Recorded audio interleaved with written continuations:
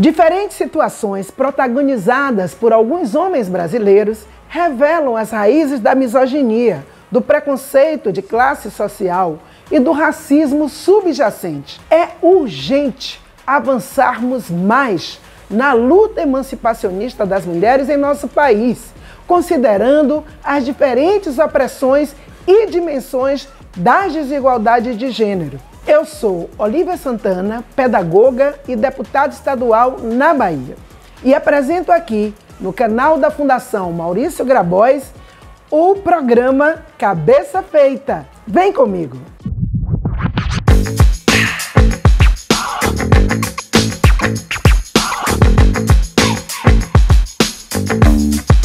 Hoje vamos falar sobre russas, ucranianas, egípcias e paulistas inacessíveis.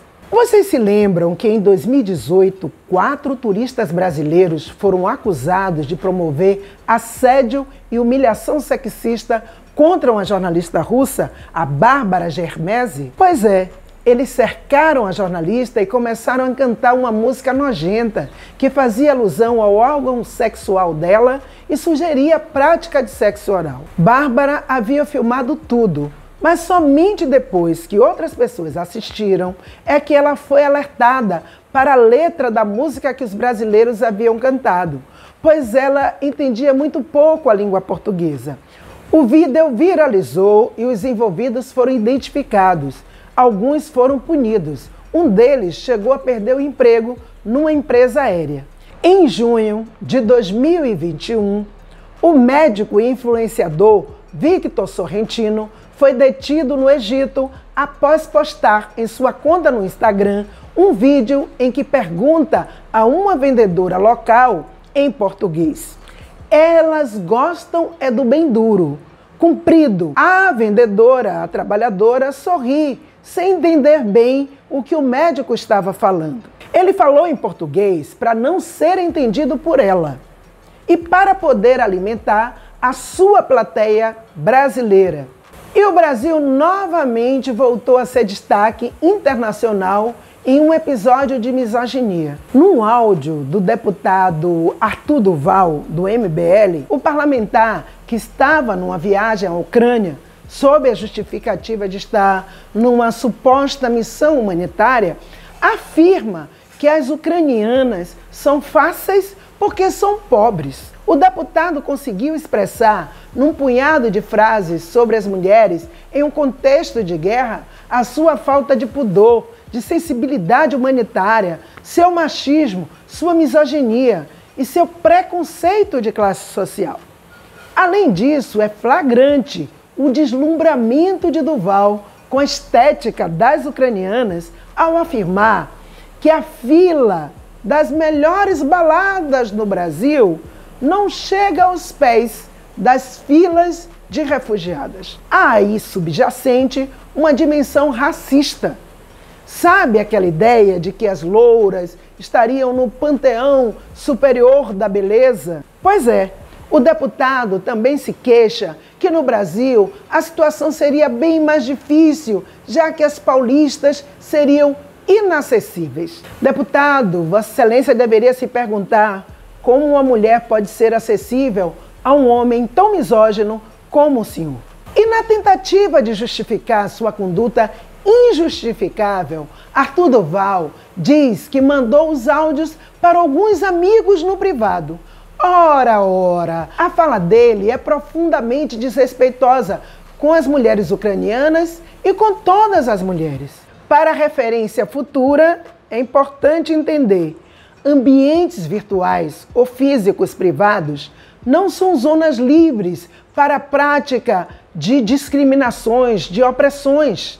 Me fez lembrar uma outra declaração escandalosa ocorrida em 1994, numa conversa entre Rubens Recupero, então ministro da Fazenda do Brasil, e o jornalista da Rede Globo, Carlos Monforte, seu cunhado. Enquanto se preparava para entrar ao vivo no Jornal da Globo daquele dia, Recupero afirmou nos bastidores: "Eu não tenho escrúpulos. O que é bom, a gente fatura. O que é ruim, a gente esconde." O vazamento dessa frase repercutiu tão fortemente que Recupero perdeu o cargo. O fato ficou conhecido como escândalo da parabólica. Arthur Duval, diante da estrondosa repercussão da sua atitude nefasta, desistiu de ser candidato ao governo de São Paulo.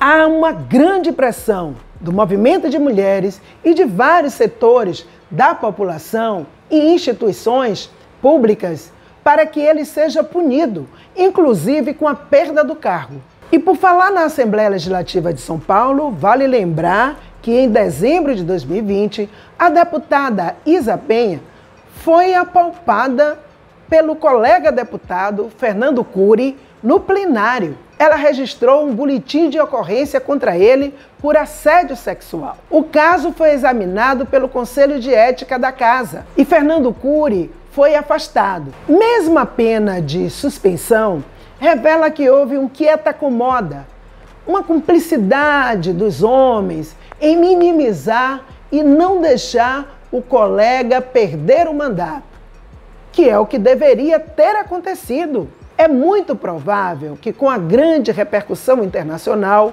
que o caso de assédio às ucranianas tenha um desfecho diferente do que houve com a deputada Isa Penha. E o Arthur Duval seja verdadeiramente cassado. Estamos em 2022, num ano eleitoral, e é fundamental que as pessoas valorizem mais o voto e não promovam esse tipo de liderança que só desqualifica o parlamento. É preciso assumir compromisso em colocar mais mulheres nos espaços de poder político, no parlamento, no Congresso Nacional, nas assembleias legislativas.